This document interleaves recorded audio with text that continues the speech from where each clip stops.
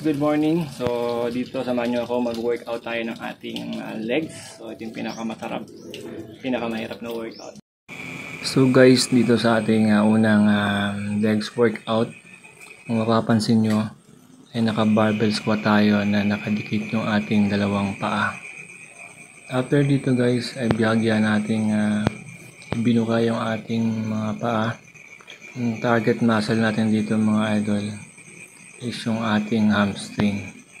After doon, is nilagay natin yung ating barbell sa harapan para naman ito mga idol sa ating thigh.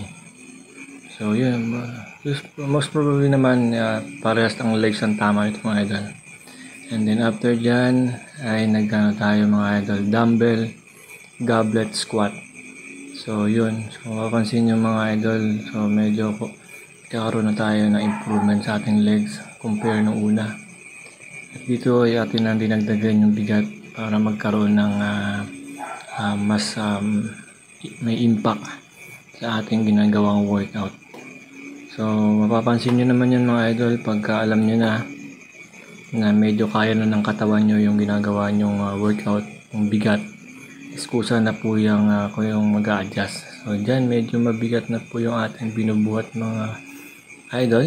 So yan, papansin nyo ngalay na yung ating legs dyan, yung ating thigh, muscle thigh.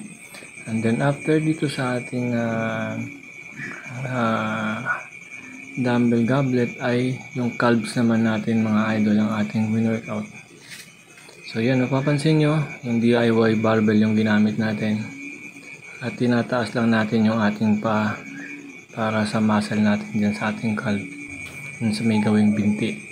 So mapapansin nyo yan yung mabigat na barbell na yung binuhat natin at pumatong tayo ng bagya sa isang matatag na kahoy o tabla yan, para medyo mas may tama sa ating nagawang workout.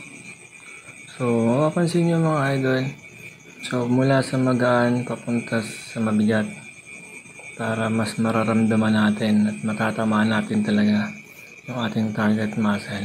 So sa mga gustong mag-workout nito, madali lang ito mga idol. So simple lang kasi mas maganda na na-workout din natin yung ating legs. So kung nagustuhan nyo ang video nito, huwag nyo kalimutang i-like and follow and share. Bye bye, God bless.